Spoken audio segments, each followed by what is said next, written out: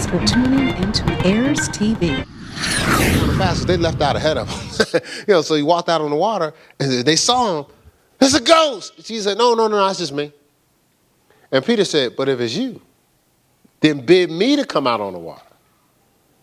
He said, bid me to come out on the water. So Jesus said, well, come on out. So Jesus spoke his words, and Peter walked out on the water. And so then the storms came. The storms was trying to, the winds of unbelief was trying to challenge his belief. So soon as you step out in faith, everything the adversary has is going to try to come against you and create a resistance and challenge what you believe. And so when the storms came out, it says Peter sank. Jesus said, why did you doubt? Why did you not believe? I told you to come out on the water. I didn't say, who cares about the storms? And then he picked them up, and the scripture says they walked back in the boat together on the water. So the point was, long as his eyes was on Jesus, long as his eyes was on, the Bible says, the word became flesh and dwelt among us, and we beheld him. The only begotten of the Father. Long as his eyes was on the word, he was going to believe.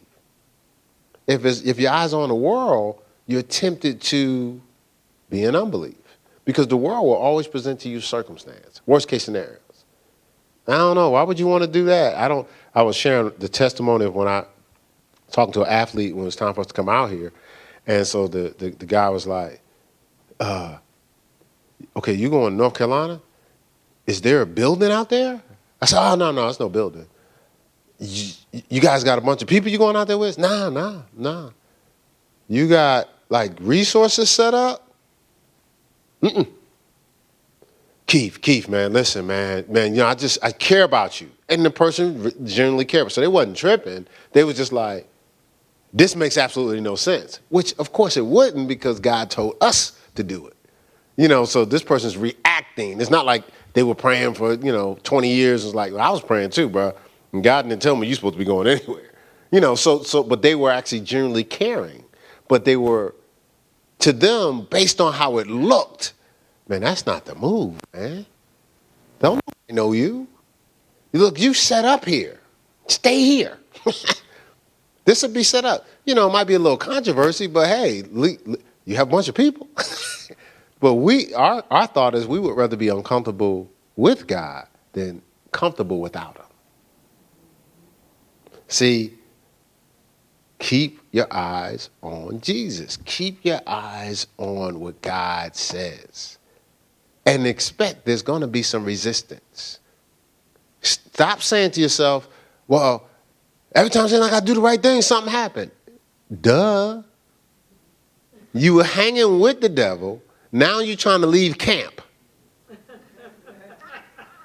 Something's going on. She ain't trying to leave camp. She's on call.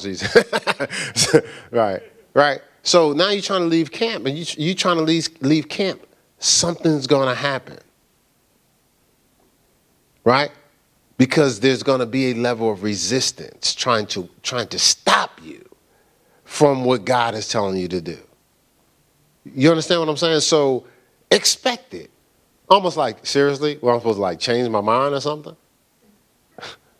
What? Am I supposed to be nervous? I'm supposed to be intimidated? I remember telling my son this as he was growing up playing basketball. I said, son, if they start cussing you out, if they start trying to punk you and talk to you, you got them. He said, huh, Dad? I said, think about it. If they knew they were better than you, this is a basketball court, not a boxing ring. And it's not a verbal debate. This is not debate club. It's not the presidential, primaries or nothing. This is basketball.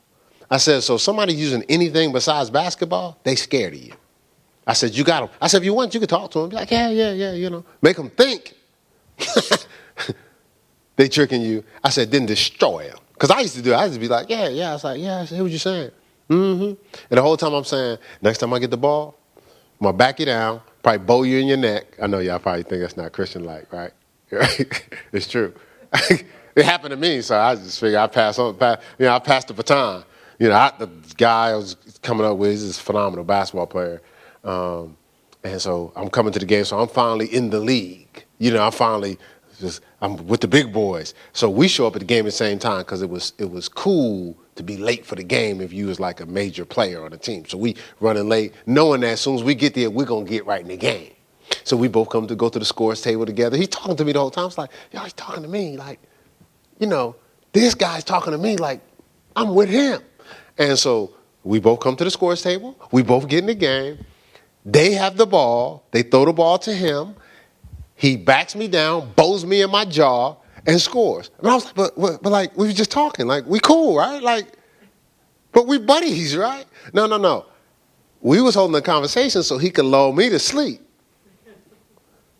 See, so you're going to deal with things that's going to try to distract you or divert you, but what it's trying to do is trying to get you off of your belief. So hold on to your belief. Don't let anything stop you from believing. What your fight right now is to, as Paul said, I finished my course. I fought the good fight of faith. He was saying faith is a fight. To believe, you're not going to believe without any resistance. So it's work. And see, first there's an intimidating level, right? Where you're trying to be punked from believing. You know, that's when you're weak. But then you get to the point where you start believing. Now it's a trickery. Like I said this when I first came to the kingdom. When you're down, the devil try to stomp you down. But when you're up, he try to lift you up. Think about it. When you're down, he'll put you down. You nothing, nobody, no good, and just try to erode your faith in yourself. But then when you get up, when you start doing well, he'll try to pump you up higher than you're at. Oh, you the man. Oh, you're phenomenal. You don't need nobody. So he tries to get you in overconfidence because he can't stop you now. So now he has to use you against yourself. So, see, when you was down, he tried to keep you from believing and connecting with God. When you're up, he tries to get you to pump yourself up and separate from God. Like the thing, oh, I got this from here, God. Good looking out, way to get me to this level, I'll take it from here. But what we're trying to do is maintain our belief, stay in communion and stay connected with God, regardless of what the situations are. All right, so let's end right there. Again, some believe and some believe not. That's the reality.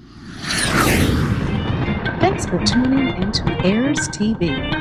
The completion of this video or entire audio can be accessed at our website at www.heirscc.org or on Heirs CCC channel, YouTube, and Heirs Radio via SoundCloud and iTunes. Donations can be given at our website. Thank you. Remember, at Heirs, we believe we're just what you prayed for.